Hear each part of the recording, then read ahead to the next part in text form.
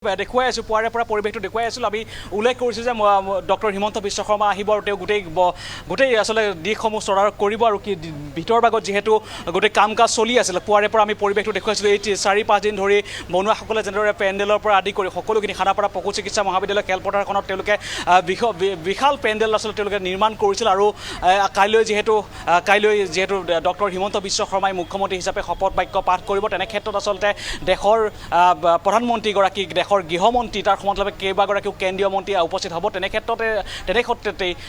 Doctor Himanta Biswa Sarma আহি তেওঁ গোটেই দিশসমূহ তদাৰক কৰিছে ক'ত কেনেদৰে কি হৈছে এতিয়ালৈকে কাম সম্পূৰ্ণ হৈছে নে নাই বনুৱাসকলে কিমান কি কাম কৰিছে আৰু ক'ত কি হ'ব পাৰে গোটেইসমূহ দিশ তেওঁ তদাৰক কৰিছে তাৰ সমান্তৰালভাৱে পীযুষ হাজৰিকা আছে ডক্টৰ হিমন্ত বিশ্ব শৰ্মাৰ সৈতে পীযুষ হাজৰিকা আছে জয়ন্ত মল্ল বৰুৱা আছে অশোক সিংহল আছে সকলোৱে আছে ভিতৰ ভাগত তেওঁলোকে ইতিমধ্যে প্ৰৱেশ কৰিছে আৰু ভিতৰ ভাগত প্ৰৱেশ কৰি কালি সেই শপত বাক্য পাঠ কৰোৱাৰ সময়ত বা শপত গ্ৰহণ অনুষ্ঠানৰ যি কাৰ্যসূচী সেই কাৰ্যসূচীসমূহ কেনেধৰণৰ হ'ব পাৰে ইতিমধ্যে আমি বাহিৰৰ পৰা শুনিছোঁ অসম সংগীত তাত পৰিৱেশন কৰা হৈছে বা সেই অনুষ্ঠানৰ আগমুহূৰ্তত অসম সংগীত জাতীয় সংগীতৰ পৰা আদি কৰি সকলোখিনি কেনেদৰে কি কাৰ্যসূচী থাকিব সেই সন্দৰ্ভত তেওঁলোকে ভিতৰ ভাগত চোৱা চিতা কৰিছে আৰু এই পৰিৱেশটো মই দেখুৱাইছোঁ এইখন যিখন গেটত আমি আছোঁ এইখন হৈছে VVIP গেট অৰ্থাৎ কইনাধাৰাৰ লগতে যিখন গেট লাগি আছে অৰ্থাৎ আজি নিশাৰ ভাগতেই দেশৰ প্ৰধানমন্ত্ৰীগৰাকী অৰ্থাৎ নৰেন্দ্ৰ মোদী আহিব নিশাৰ ভাগতেই আৰু আহি তেওঁ নিশাৰ কইনাধৰাত কটাব আৰু কইনাধৰাৰ পৰা তেওঁ এইখন গেটেৰে এইখন VVIP এইখন গেট আছে এই গেটখনেৰে তেওঁ ভিতৰ ভাগত প্ৰৱেশ কৰিব অৰ্থাৎ যিটো মূল মণ্ডপ নিৰ্মাণ কৰা হৈছে যিটো সেই মূল মণ্ডপটো পিছফালে এই গেটখন আছে আৰু এই গেটেৰে মুখ্যমন্ত্ৰীগৰাকী প্ৰৱেশ কৰিছে ডক্টৰ হিমন্ত বিশ্ব শৰ্মা প্ৰৱেশ কৰিছে আৰু মুখ্যমন্ত্ৰীগৰাকীৰ সৈতে অৰ্থাৎ ডক্টৰ হিমন্ত বিশ্ব শৰ্মাৰ সৈতে পীযুষ হাজৰিকা জয়ন্ত মল্ল বৰুৱা অশোক সিংহল কেইবাগৰাকীও নৱনিৰ্বাচিত বিধায়ক আছে তেওঁলোকে ভিতৰ ভাগত প্ৰৱেশ কৰি গোটেইখিনি দিশ তদাৰক কৰি আছে আৰু পৰিৱেশটো এই মুহূৰ্তত দেখুৱাইছোঁ আৰু সম্পূৰ্ণ কটকটীয়া নিৰাপত্তা বেষ্টনী গঢ়ি তোলা হৈছে প্ৰধানমন্ত্ৰীগৰাকী আহিব 21খন ৰাজ্যৰ মুখ্যমন্ত্ৰী আহিব যিকেইখনত NDA শাসিত আচলতে তাৰে মুখ্যমন্ত্ৰী থাকিব উপ মুখ্যমন্ত্ৰী থাকিব বহুতো কেইবাগৰাকীও কেন্দ্ৰীয় মন্ত্ৰী থাকিব সকলোখিনি আচলতে তেওঁলোকে সেই তাৰ আগমুহূৰ্তত কেনেদৰে কি তদাৰক কৰিব লাগিব ক'ত কি হ'ব অনুষ্ঠানৰ কেনেকুৱা কি কাৰ্যসূচী হ'ব সেই সম্পৰ্কে তেওঁ জানিবৰ বাবে আহিছে আৰু নৱনিৰ্বাচিত বিধায়কসকলেও তেওঁক সংগ দিছে আৰু ডিব্ৰু ৰঞ্জন শৰ্মাকো আমি দেখিছিলোঁ অৰ্থাৎ কেইবাগৰাকীও বিজেপি বিধায়ক আহিছে আৰু কালিৰ দিনৰ যিখিনি প্ৰস্তুতি সেই প্ৰস্তুতি সকলোৱে বুজ লৈছে আৰু আজি নিশাৰ ভাগতে যিহেতু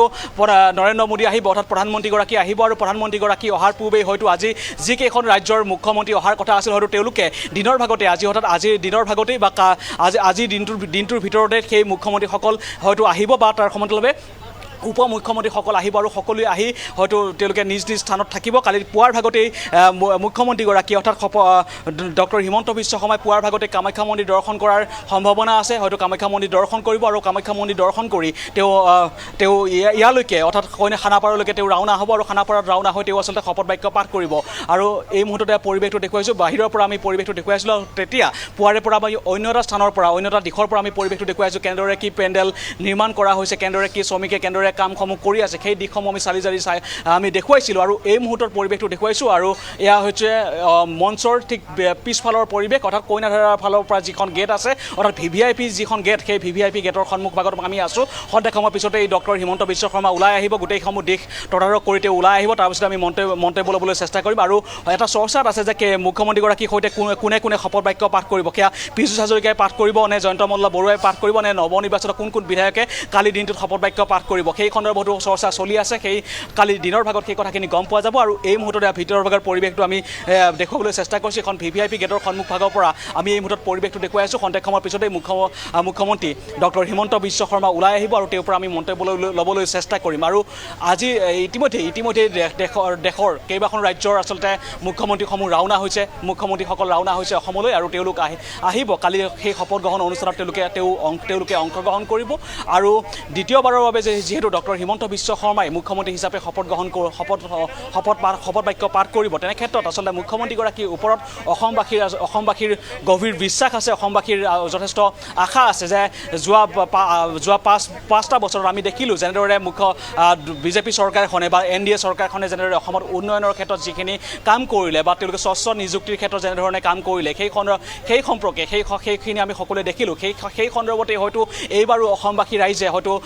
NDA চৰকাৰক চৰকাৰক যথেষ্ট পৰিমাণে ভোট দিছে বা তেওঁলোকে চৰকাৰ গঠন কৰিব পৰাকৈ ভোট তেওঁলোকক দিলে সেয়েহে হয়তো তেওঁলোকে এইবাৰ চৰকাৰ গঠন কৰিব আৰু এইবাৰো মুখ্যমন্ত্ৰীগৰাকীয়ে কৈছিল যে যোৱাৰ বছৰ যদি আমি 1 লাখৰ প্ৰতিশ্ৰুতি দিছিলোঁ অৰ্থাৎ চাকৰি 1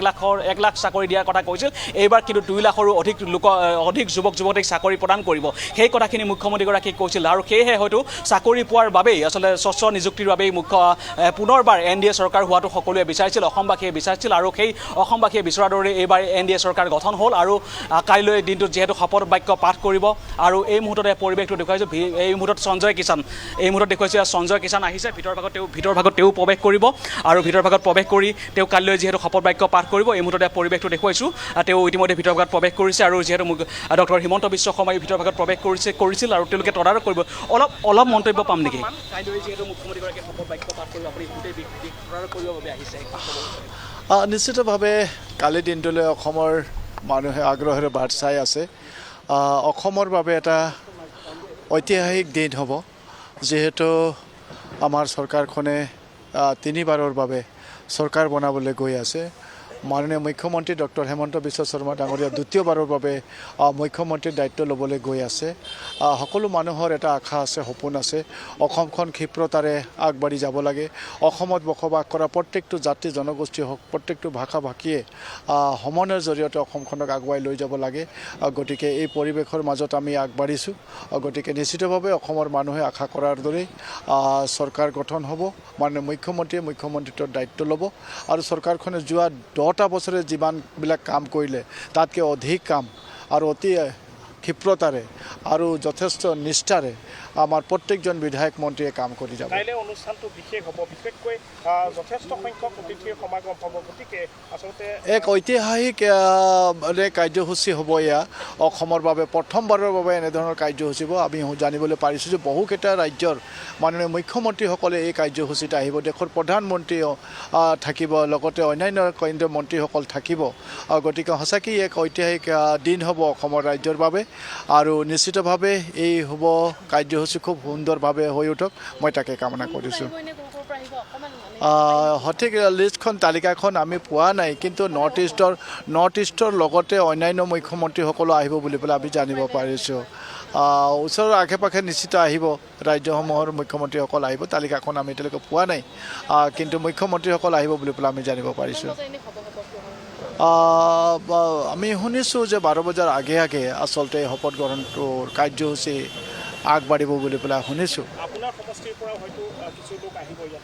হয় আমি ইতিমধ্যে প্ৰস্তুতি আগবঢ়াইছোঁ মোৰ সমষ্টিৰ পৰা প্ৰায় 400 লোক আহি আছে আমি ইতিমধ্যে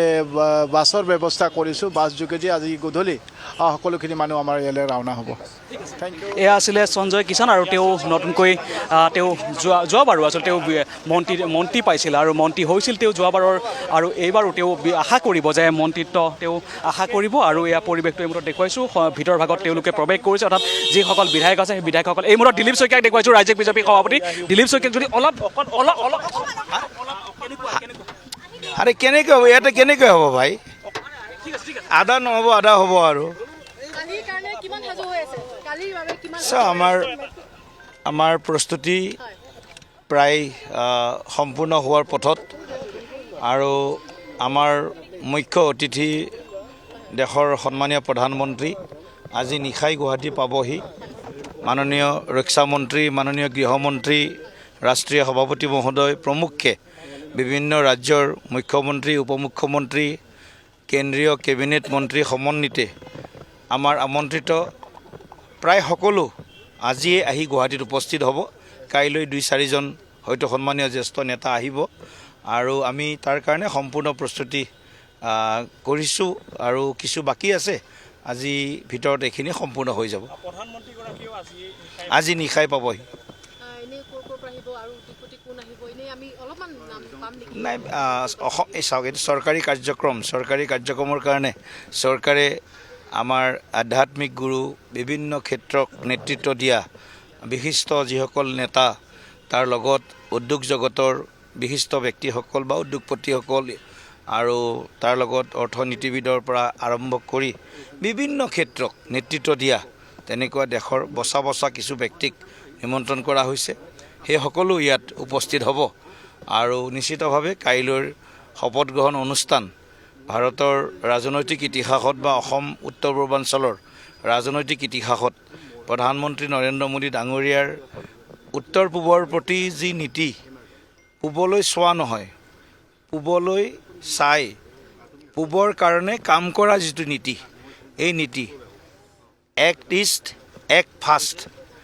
এই এক্ট ইষ্ট এক্ট ফাষ্ট নীতিৰ যি আমি দেখিছোঁ ৰাইজৰ সঁহাৰি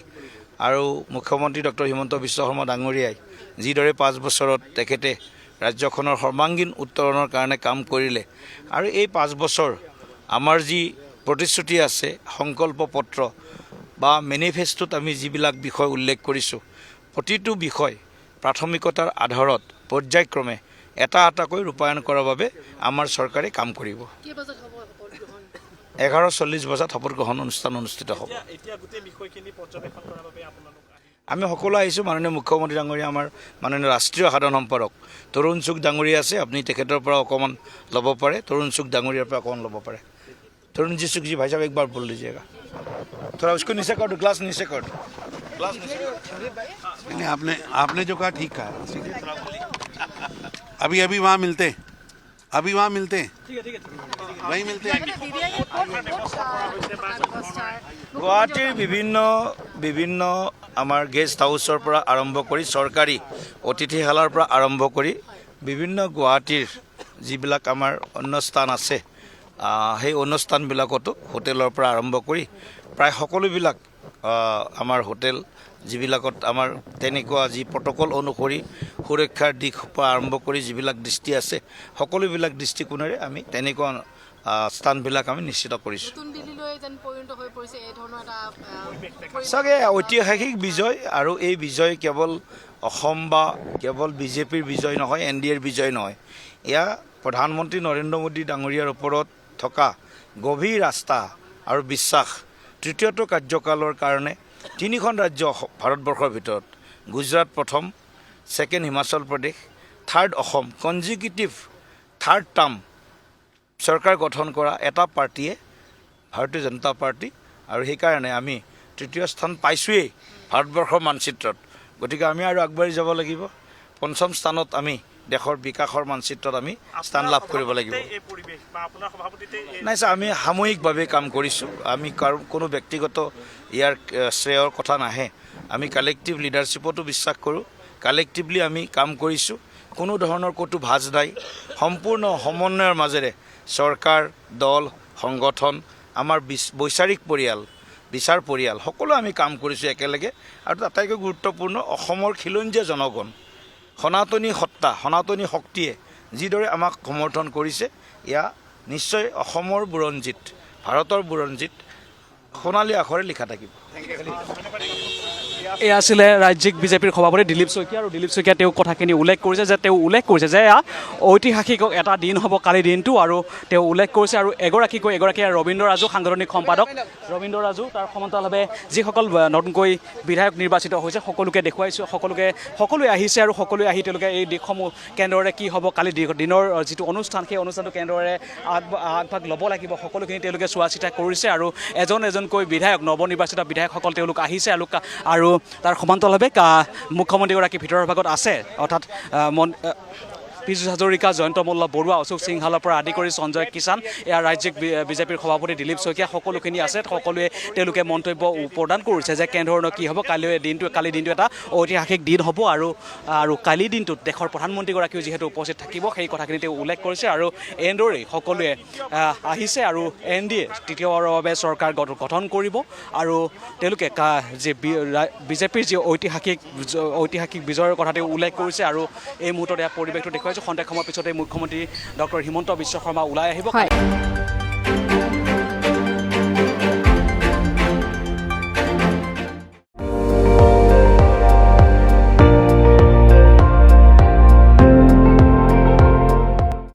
আপুনি চাই আছে ND24, সৰ্বশ্ৰেষ্ঠ নহয়, সৰ্বোত্তমৰ দৌৰত।